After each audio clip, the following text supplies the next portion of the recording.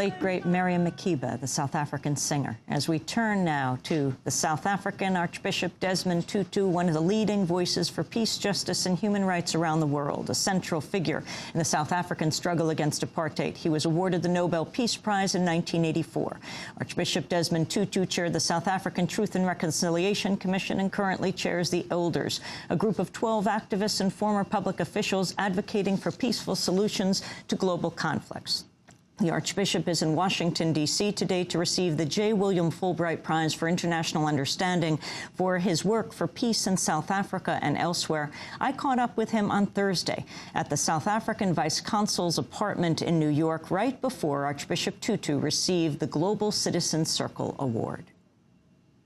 Archbishop Desmond Tutu, it's a pleasure to have you on Democracy Now! Thank you very much. Your response to the election of the first African-American president, a son of an African man from Kenya.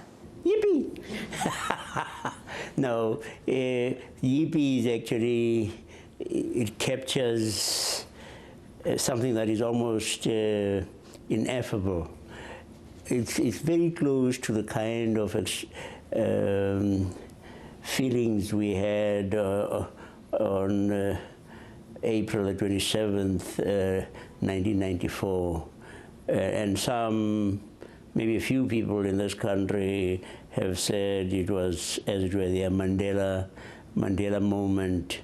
It's a moment when especially people of color have a new spring in their step. They can walk a great deal taller than they used to, and that even though this country, the United States, experiences very considerable racism, I mean, people being dragged to their deaths behind trucks, yet it's a country that in fact has had this extraordinary experience, and it's something that has filled people with hope that the world can be a better place. How did it feel for you? There were so many millions of people who voted for the first time in this election for Barack Obama. How did it feel for you? How old were you when you first voted in South Africa? 63. 63 years old? Yes, yes. When was it? What year? 1994. For the 1994, election. That was the first time. And the first time for Nelson Mandela. He too, this extraordinary human being, and the many others. Actually, in a way, you could say white people who had always voted in racially discriminated election were voting for the first time. Voting for the first time in a democratic, truly democratic election. So we were all, as it were, on the same page. But it was I said then, when I was asked, what is your, how do you describe how you feel? I said, well, how do you describe falling in love?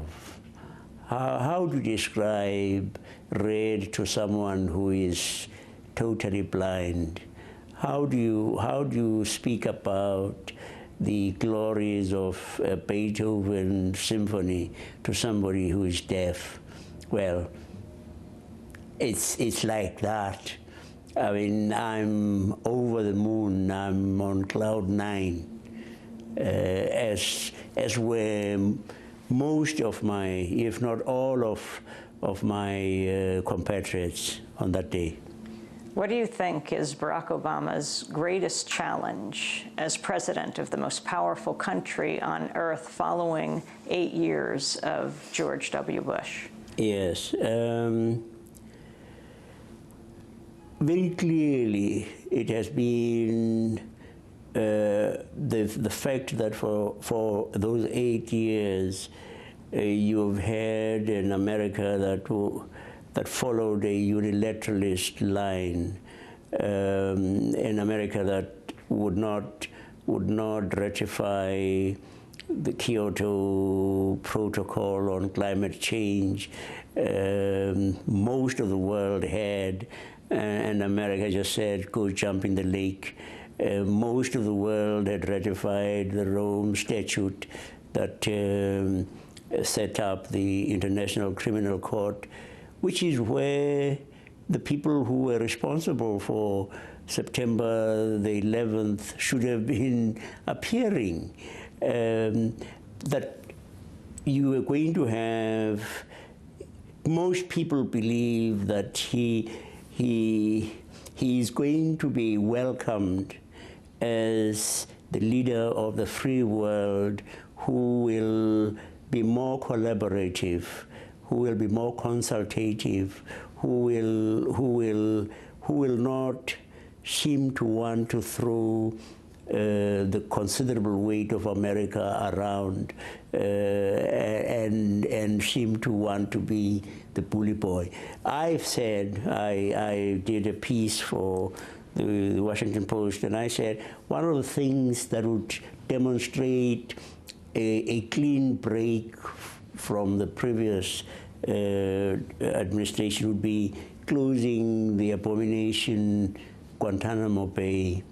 And one would then hope that there would be a much more conciliatory approach to Iran, not to say the belligerence that has largely characterized the Bush administration. And I would hope to, and that's a major challenge, that there would be something to be done to bring a viable peace proposal for the Middle East, to end what I reckon is an unconscionable suffering of the Palestinian people, which would end the firing of Qassam rockets on Israeli citizens. You were blocked from going into Gaza in 2006, leading a UN delegation there after the killing of a number of Palestinians. What do you think has to be done now with the Middle East, specifically with Israel and the occupation? There's been some very interesting moves with the outgoing Prime Minister suggesting that Israel has to consider very seriously the proposal of going back to the boundaries of 1967. That's a very important initiative if that was taken. I think that we would have to move very quickly to lifting the embargo.